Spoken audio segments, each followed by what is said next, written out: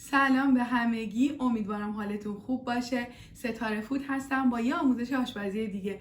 امروز قراره یه غذای گیاهی خوشمزه گیلانی آموزش بدم، پس تا آخر ویدیو همراه ما باشید.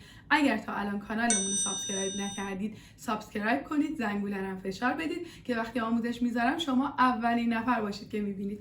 برای درست کردن میرزا قاسمی به سبک من، حالا چرا میگم سبک من؟ به خاطر اینکه غذا کلا ذائقه‌ای هستش، هر کس نسبت به ذائقه خودش مقدار مواد رو کم و زیاد میکنه و منم به مرور زمان یه چیزایی رو داخل این غذا اضافه کردم و که به نظر من خیلی خوشمزه ترش کرده.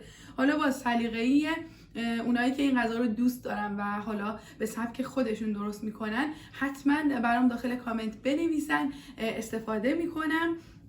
مثلا مادر من وقتی میخواد میرزا قاسمی درست کنه کلا گوجه استفاده نمیکنه، به هیچ عنوان گوجه داخل میرزا قاسمی نمیریزه، دوست نداره.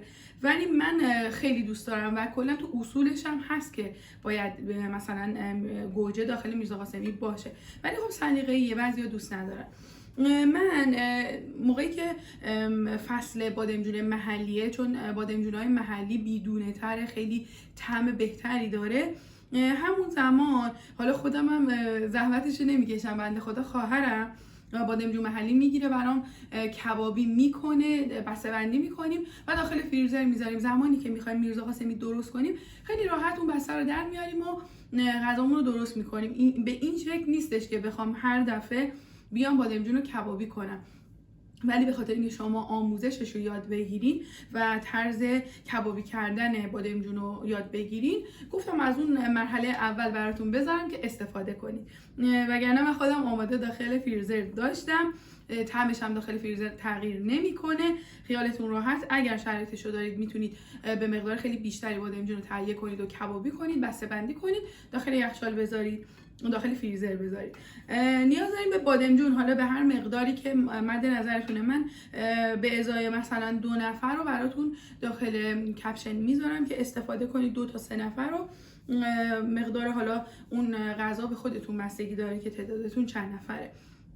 بادمجون نیاز داریم که قرار کبابیش کنیم. بچه من پیازم میریزم. تو اصول اولیه میرزا قاسمی پیاز نیستش، ولی از وقتی که من جایی رفته بودم و پیاز ریخته بودن و طعم متفاوتی داشت و پرسیدم و متوجه شدم که پیاز ریختن، بعد اون منم داخل میرزا قاسمی پیاز میریزم، طعم خیلی خوبی میده. فقط اینکه باید زمانی که میخواین اضافه کنید رنده ریز کنید، زیاد رنده درشت نکنید که به دهن بیاد. پیاز باید رنده ریز باشه، یه طعم ملسی به میرزا قاسمی میده. گوجه نیاز داریم که کبابی بشه، خیلی بهتره، ولی اگر زمان ندارید، شرایط ندارید، میتونید کبابی نکنید، رنده کنید و به میرزا قاسمی اضافه کنید. تخم مرغ که اگر این قضیه رو فاکتور بگیریم میشه یه غذای گیاهی که خیلیا وقتی میرزا قاسمی حاضر شد روش میریزن که پخته بشه، یا اینکه جدا سرخش میکنن برای تزیین. سیر نیاز داریم، نمک و زردچوبه و فلفل و روغن. من یه دونه از این توریام دارم که بادمجون رو کبابی کنم، گاز خیلی کثیف نشه. دیگه چه نکته‌ای بود که نیاز بود بهتون بگم و الان یادم نیست، امیدوارم در ادامه یادم بیاد. بریم پای گاز، بادمجونا رو کبابی کنیم. توریو گذاشتم رو شعله زیاد که زودتر آماده بشه.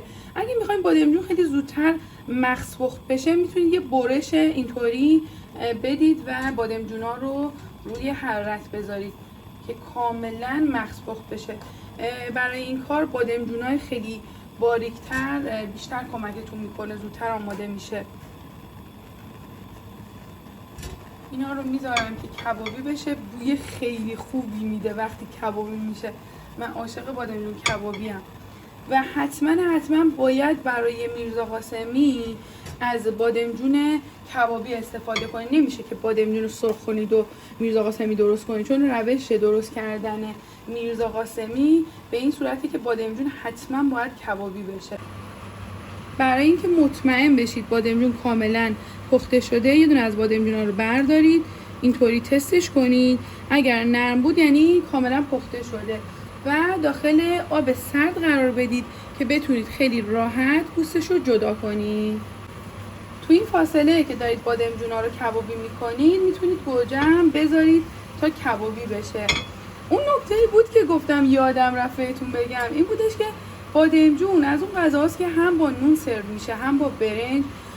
خود گیلانی‌ها که اصولا با برنج سروش میکنن، ولی داخل رستورانا این غذامون به عنوان پیش غذا سرو میشه. پوست بادمجونا رو که کندیم داخل آبکش میریزیم که آبش گرفته بشه. حالا میتونیم خوردش کنیم.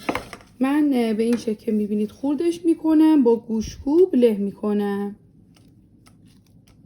ببینید کاملا پخته شده. پوست گوجم کندم، پیازم رنده ریز کردم.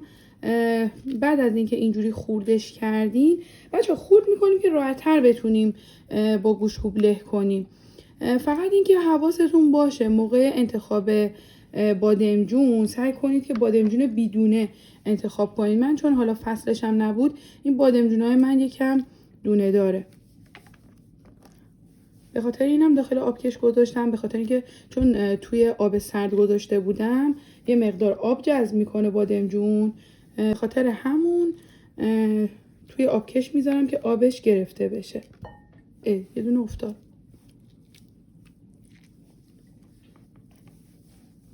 قشنگ با گوشتکوب لهش کنید. حالا میتونید از گوشتکوب دستی یا گوشتکوب برقی استفاده کنید. من بچه بودم عاشق این بودم بادمجون کبابی کنن که این قسمت بالاشو بخورم، خیلی دوست داشتم. بعد از اینکه قشنگ له کردین گوجه هم اضافه کنید و له کنید. بچه میتونید داخل میرزا قاسمی از سیر سرخ شده استفاده کنید یا اینکه مثل من حالا اگه سیر رنده شده دارید سیر رنده شده بریزید، کاملا اختیاری هستش. بادمجون کبابی رو که له کردید گوجه کبابی هم اضافه کنید و با گوشتکوب له کنید.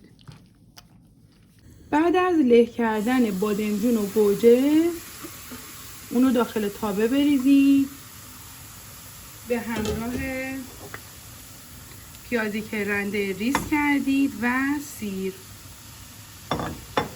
من تو این مرحله ادویه ها هم اضافه میکنم: فلفل سیاه، زردچوبه و نمک. روغنم میریزم به اندازه کافی و اجازه میدم که آب این مواد کشیده بشه و کاملا جا بیفته.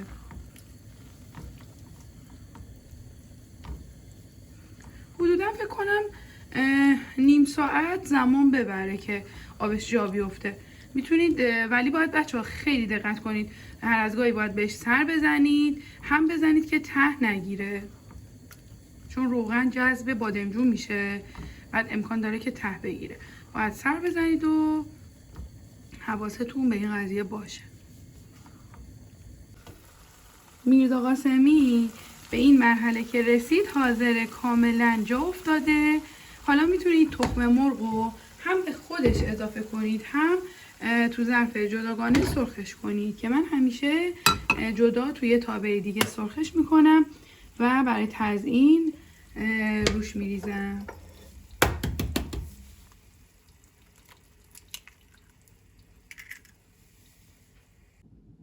دوستای عزیزم، غذای گیلانی و گیاهی ما حاضر شده. امیدوارم که این آموزش رو دوست داشته باشید، درستش کنید، لذت ببرید.